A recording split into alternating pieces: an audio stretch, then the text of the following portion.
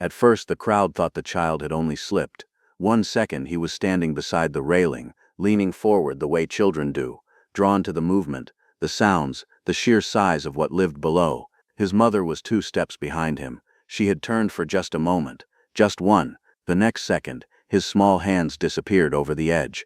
Then came the scream, not from the child, from his mother. It split through the noise of a Saturday afternoon crowd, different from the ambient sounds of a zoo, higher and raw and desperate in a way that made every nearby parent instinctively reach for their own children without knowing why. Below, at the bottom of an 11-foot drop, a 5-year-old boy lay crumpled near a shallow concrete channel of water at the far edge of the gorilla enclosure at the Cincinnati Zoo. He had landed badly on his side. He wasn't moving, and across the enclosure, a 400-pound silverback western lowland gorilla named Harambe had already turned his head. He had already seen. The enclosure itself was large, open sky, scattered vegetation, walls of artificial rock that gave it the feel of a natural setting, without the reality of one. Harambe was the dominant male. He had lived in that space for years. He knew every inch of it, every sound, every routine. This was not part of any routine. The crowd above began to react almost as one organism. Parents grabbed children and pulled them back from the railing. Someone shouted. A woman near the left observation barrier started crying, covering her mouth with both hands.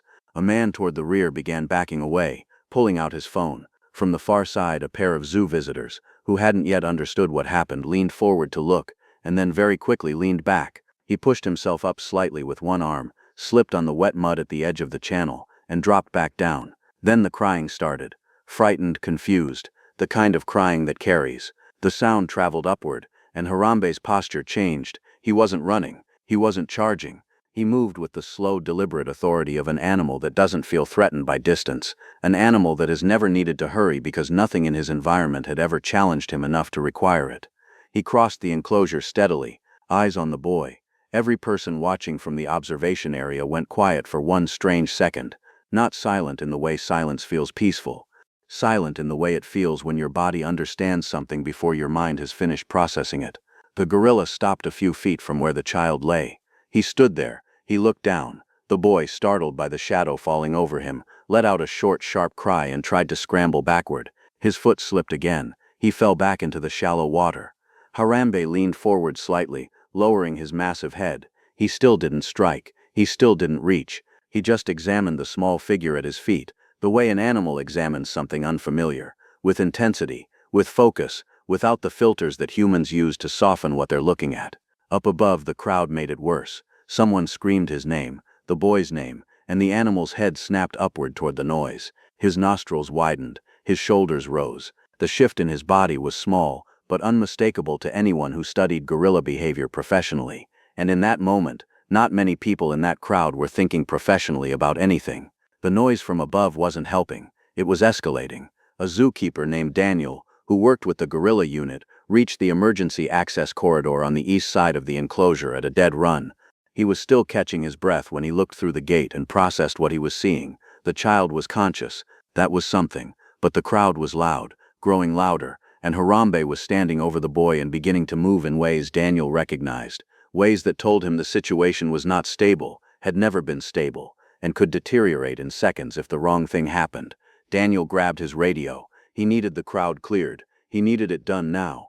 But before the order even finished leaving his mouth, the boy below tried to stand again, and Harambe reached out and touched him. The hand that touched the boy was enormous. Not a strike, not a grab. A touch, the kind of contact a large animal makes when it is reacting to movement rather than initiating an attack. The boy had shifted, had tried to push himself upright, and Harambe responded the only way a 400-pound silverback knows how to respond to unexpected motion inside his space. He corrected it. From the observation deck above, it looked terrifying. A massive dark hand moving toward a small child, the crowd surging backward as though the glass between them and the enclosure was not enough. Someone wailed. Someone else shouted a word that wasn't a word, just a sound, the sound people make when they cannot look away and cannot bear to watch. But Daniel, pressed against the gate of the access corridor with his face close to the gap in the door, saw something different. The gorilla had not pulled the boy toward him with force. He had shifted him away from the edge of the water channel, away from the deeper section of the concrete basin to the left. It was rough. It was not gentle by any human standard, but it was not the movement of an animal in the grip of aggression. It was the movement of an animal trying to control his environment. That distinction meant everything. It also meant almost nothing, because control and protection can look identical from the outside, and what Daniel knew from training was that the difference between the two could collapse without warning. The boy cried harder. The sound rose above the enclosure and met the crowd noise coming down, and for a moment the whole space was layered with it, the child screaming from below, the crowd reacting from above, the sound bouncing off the rock walls and doubling back on itself until it was almost impossible to locate where any of it was coming from. Harambe looked up. His breathing was visible now. His chest expanded and contracted in the slow, heavy rhythm of an animal under elevated stress. His lips pulled back slightly, not into a snarl, but into the expression gorillas make when the nervous system is running hot. His eyes moved from the boy to the crowd, to the boy again, tracking the noise, unable to locate a single source because there was no single source. That was the danger no one in the observation area understood. It wasn't the gorilla's aggression that posed the greatest threat in that moment. It was the crowd's fear feeding back into the enclosure. Every scream telling the animal that something was wrong. Every sudden movement above the railing confirming it. Every shout of the boy's name, well-meaning, desperate, instinctive, landing on Harambe as an alarm signal, over and over, in a loop that had no off switch as long as people kept screaming. Daniel got through on the radio. He didn't explain. There wasn't time for explanation. He gave one instruction to the team lead at the visitor management station: clear the viewing area, north and south barriers both. Do it calmly and do it now. And then he turned back to the gate. In the enclosure, the boy had stopped trying to stand. He had curled slightly on his side in the mud at the edge of the channel, knees drawn up, arms wrapped around himself. Whether from exhaustion or instinct, the change in his posture was real. He was still crying, but quieter now. The desperate, thrashing quality had settled into something smaller and more inward. Harambe noticed. He lowered himself slowly, dropping from full upright height into a partial crouch a few feet from the child. He wasn't closing the distance. He wasn't retreating either. He occupied the space the way dominant animals occupy space, deliberately, completely, with the settled weight of something that has decided this ground belongs to it. He was not attacking, but he was not leaving. Daniel's team leader, a woman named Claire who had worked the guerrilla unit for 6 years, arrived at the second access point on the west side of the enclosure 30 seconds later. She took one look through the observation slot and understood the problem immediately. One gorilla, one child, an overstimulated crowd that was only partially cleared, and no clean line of access. She got on the radio to Daniel. "What's your read?" Daniel kept his eyes on the enclosure. He's not in attack posture. He's guarding the space, but the noise is keeping him elevated. Tranquilizer. Daniel didn't answer immediately, and the pause itself was an answer. A tranquilizing dart at that range would take time to work, time during which the gorilla might react unpredictably. A frightened, chemically stressed silverback near a small child was not a safer situation than a calm one. The risk of the shot was real. The risk of what came after the shot was potentially worse. "Not yet," he said. "Give me a minute." Claire didn't argue. She trusted his read. That trust would be tested in the next 60 seconds, because as the crowd above the north barrier finally began to thin, as the noise started slowly to pull back, as the desperate quality of the enclosure began to drop by degrees, something changed on the far side of the space. A shape emerged from the interior passage near the rock face on the eastern wall. A second gorilla, younger, smaller, but still an adult, moving with the cautious curiosity of an animal that had heard the commotion and come to investigate. Its eyes found the boy immediately. Daniel saw it at the same moment Claire did. Neither of them spoke for a second. One silverback near a child was a crisis they had a plan for. Two gorillas near a child in an overstimulated enclosure with a partial crowd still visible at the upper barrier, and one 5-year-old boy lying in the mud making small sounds of fear. That was something else entirely. The second gorilla moved slowly, but it moved with purpose. Its eyes were fixed on the boy, not with the same focused intensity that Harambe had shown, more like the attention of an animal encountering something genuinely unfamiliar, something that didn't belong in a space it knew completely. It stopped about 30 feet away, head low, reading the situation. Harambe turned, not toward the child, toward the other gorilla. His body shifted in one clean movement, weight forward, shoulders rising, positioning himself between the younger animal and the boy on the ground. It wasn't subtle. It was the clearest physical statement a gorilla can make. This space is claimed. This object in it is mine to manage. You do not approach. The younger gorilla held its position. Daniel exhaled slowly through his nose and reached for the radio. What he had just watched did not make the situation safe. A dominant male guarding a child from another gorilla was still a dominant male with a child inside his reach. But it told him something important about how Harambe was framing the situation. The boy was not prey, he was not a threat, he was something in the enclosure that needed to be controlled, kept, managed, the same way Harambe managed anything that entered his space without permission. That framing gave them a window, small, time-limited, but real.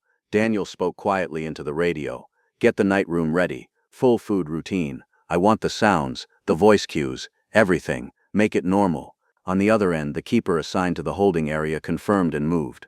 The plan was not complicated, but it required patience that felt almost impossible given what was happening in that enclosure. The goal was not to confront Harambe, not to rush the rescue team through the access gate and hope the gorilla didn't react. The goal was to give him a reason, a familiar, deeply ingrained reason to walk away on his own. Gorillas in managed care develop strong associations with routine, the sounds of a latch, a keeper's voice at a specific time of day, the smell and sound of food being placed in the holding area. These cues, repeated hundreds of times across years, become something close to instinct. They don't require thought, they pull. The question was whether the pull would be strong enough. Above the enclosure, the viewing area was nearly clear now. The last few visitors were being guided back by zoo security, and the constant layered screaming that had filled the space for the past several minutes had dropped to something quieter, a low background murmur, distant, no longer crashing down into the enclosure like a second emergency. The change was visible in Harambe's body. His shoulders dropped a fraction. The rigid, expanded posture he had been holding since the second gorilla appeared softened slightly at the edges. He was still positioned between the boy and the younger animal, still watching both, but the acute tension in his frame had begun to bleed off as the noise above him faded. The boy had gone quiet. Exhausted, frightened beyond crying, he lay still in the mud with his eyes open, watching the gorilla above him with the wide, glassy look of a child who has passed through panic into something quieter and more fragile. Then from the eastern passage near the holding area it came, the sound of a metal latch, a keeper's calm, familiar voice, the specific acoustic texture of food being placed in the night room, sounds Harambe had heard almost every day of his life in that facility. The younger gorilla reacted first, turning its head toward the passage, then beginning a slow, cautious movement in that direction. Harambe didn't move immediately. He looked at the boy, then toward the passage, then back at the boy again. Daniel watched through the gate slot and didn't breathe. The boy made a small sound, not a cry, just a soft, involuntary whimper, the sound of a child who is cold and hurting and doesn't have anything left. Harambe looked down at him one final time, then he took one step back. Just one. But his body angled toward the passage, and Daniel recognized the shift immediately. The moment an animal stops being in a situation and starts moving away from it. He pressed the radio. "Go, side access, slow." The two-person rescue team had been staged at the maintenance corridor for 4 minutes, waiting. They moved now, not running, not shouting, staying low, keeping their approach quiet and lateral so as not to cross directly into Harambe's line of sight. They reached the boy in seconds. One rescuer placed his own body between the child and the gorilla's position without looking directly at the animal. The other rescuer slid both hands under the boy and lifted him carefully, holding him close, keeping the movement smooth and compact. The boy gasped and grabbed at the rescuer's jacket with both fists. Harambe was 8 yards away. He had turned partially toward the passage, but he had not entered it yet. He heard the boy make that sound. He stopped, and slowly he turned his head back. Nobody moved. The rescue team froze in place, one rescuer shielding the boy with his body, the other holding the child against his chest with both arms. The boy had gone still too, as though he understood, on some wordless level, that this was not the moment to cry again. Harambe stood with his head turned toward them, 8 yards, maybe 9. His eyes moved from the rescuer's face to the child in his arms. His weight was still angled toward the passage, one foot already pointed in that direction. He hadn't committed to returning, but he hadn't left either. He existed in that space between departure and return that can resolve in either direction without warning. Daniel's voice came through the radio in the holding area, barely above a whisper. "Again, do the call again." The keeper at the night room repeated the food cue. The same voice, the same tone, the same sounds in the same sequence. Patient, unhurried, familiar. Harambe's ear rotated toward the passage. Then the rest of him followed. Not fast, not with the decisive movement of an animal that has made up its mind. More like the slow resolution of competing pulls, the thing behind him, the thing ahead of him, and the accumulated weight of years of routine finally tipping the balance. He walked toward the passage. Daniel gave the team 10 full seconds after the gorilla cleared the sight line.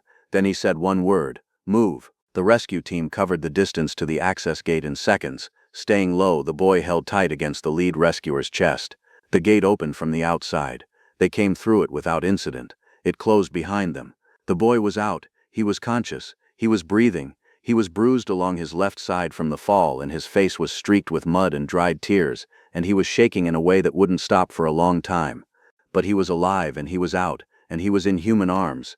His mother was waiting 30 yards from the access gate, held back by a zoo staff member who had been keeping her calm, or trying to, for the past several minutes. When she saw the rescue team come through with her son, she made a sound that was nothing like the scream from before. It was quieter than that, more broken, the sound of someone whose body has been running on pure adrenaline and terror, and suddenly has no use for any of it anymore. She dropped to her knees. The rescuer carried the boy to her and placed him in her arms.